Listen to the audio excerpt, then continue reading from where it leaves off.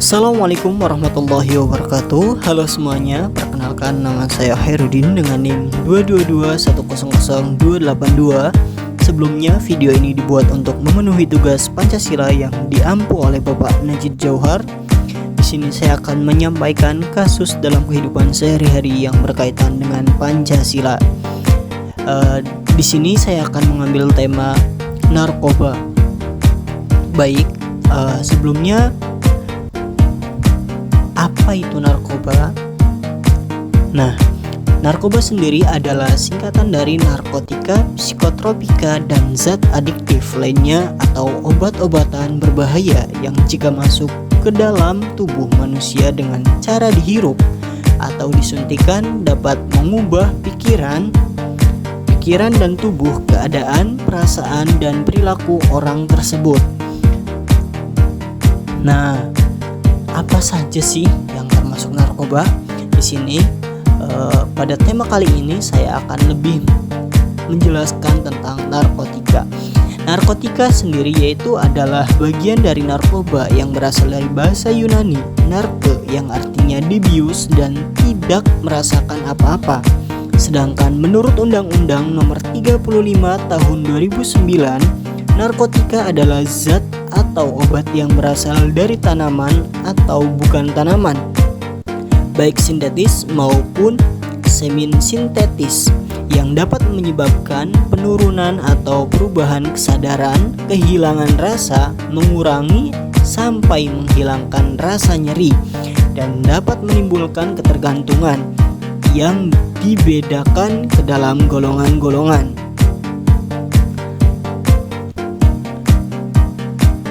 Tahapan dan penggunaannya. Yang pertama yaitu ada pola coba-coba atau experimental use.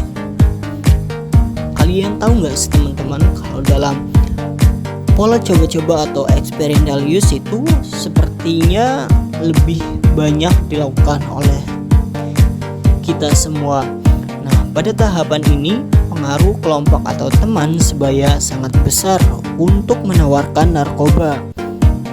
Ketidakmampuan untuk menolak dan perasaan ingin tahu yang besar mendorong seseorang mengkonsumsi narkoba. Sebagaimana dari mana mereka yang tidak meneruskan akan menjadi kebiasaan dan sebagai lagi akan meningkat menjadi social use. Dan ini dia tahapan kedua yaitu pola pemakaian sosial atau social use. Jadi setelah pola coba-coba naik tingkat menjadi pola pemakaian sosial.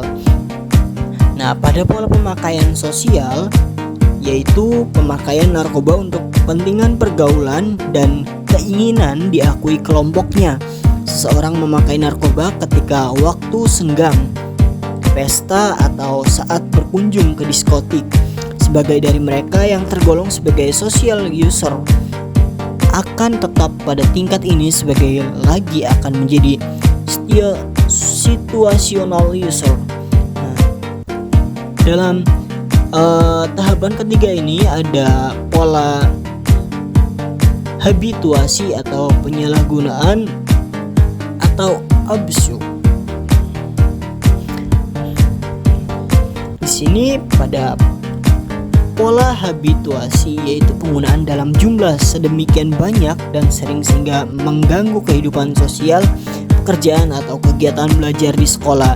Tahap ini pemakaian narkoba semakin aktif sehingga terjadi proses ketergantungan.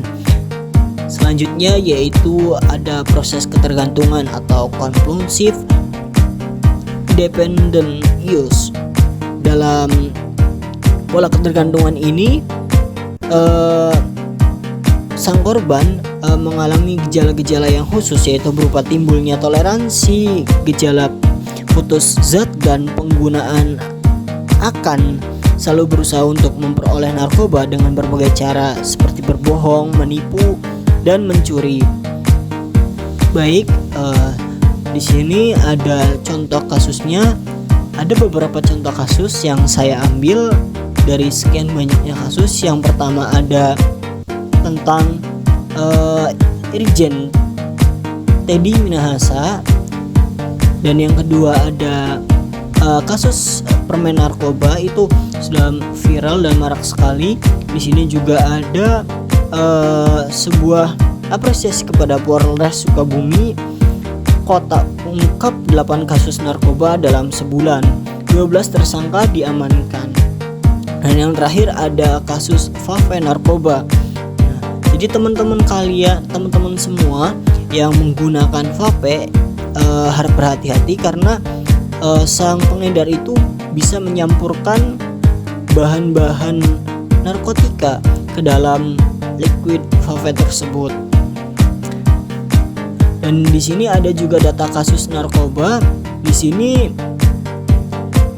barang bukti narkotika tahun 2022 ada beberapa, yaitu ada ganja sintetis, sabu, heroin, kokain, dan ekstansi.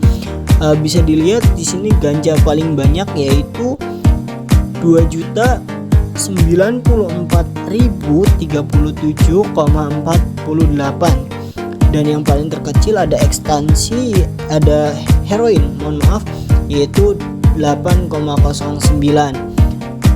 Nah, adapun 5 provinsi kasus tertinggi pada tahun 2009 sampai tahun 2022 yaitu ada Sumatera Utara dengan 530 kasus, dan ada juga Jawa Timur dengan 464 kasus. Ada juga Kalimantan Timur dengan 453 kasus. Terus ada Kepulauan Riau dengan 355 kasus, dan terakhir ada Sumatera Selatan dengan 352 kasus. Nah, lanjut kesimpulannya. Jadi apa sih keterkaitannya antara narkoba dengan Pancasila? Jadi di sini untuk mengatasi bahaya narkotika di masyarakat Indonesia diperlukan kesadaran untuk menetapkan dan memperbaharui nilai Pancasila dalam kehidupan bermasyarakat, negara, dan negara Indonesia memiliki idealisme Pancasila. Jadi teman-teman, keterkaitannya yaitu contohnya pada sila pertama yaitu ketuhanan yang Maha Esa. Ketika setiap orang memeluk agama, ada rasa takut akan Tuhan dan tidak menggunakan atau mengedarkan narkoba. Pada dasarnya semua agama melarang hal-hal yang memabukkan dan berbahaya seperti narkoba. Nah, pada sila kedua yaitu kemanusiaan yang adil dan beradab. Di sini juga dijelaskan manusia beradab dan mulia dan dirancang untuk tidak saling menyakiti. Hal itu dapat dipraktikkan dalam kehidupan karena orang tahu apa yang benar dan apa yang buruk, apa yang berbahaya dan apa yang bermanfaat.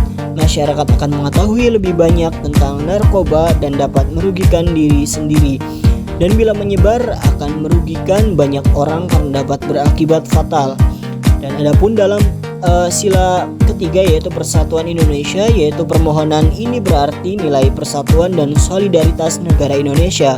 Solusi yang dapat diambil dari himbauan ketiga ini adalah menyatukan bangsa Indonesia ke akar-akarnya dalam memerangi peredaran dan penyalahgunaan narkoba, sehingga tidak mungkin dilakukan lagi masalah narkoba di Indonesia. Seperti apa contohnya? Yaitu dengan seperti sosialisasi kepada teman-teman kita bahwa narkoba itu tidak layak untuk dikonsumsi atau dilarang dalam pemerintahan Indonesia. Dan adapun sila keempat yaitu kerakyatan yang dipimpin oleh hikmat kebijaksanaan dalam permusyawaratan perwakilan, yaitu perintah ini juga berarti nilai demokrasi, penyesalan, kebijaksanaan, dan tanggung jawab.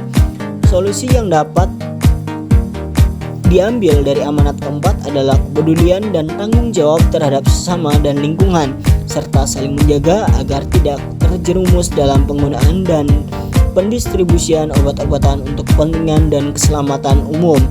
Dan terakhir ada sila kelima yaitu keadilan sosial bagi seluruh rakyat Indonesia, dengan hanya menghukum pengedar dan pengguna narkoba, baik publik atau non-publik.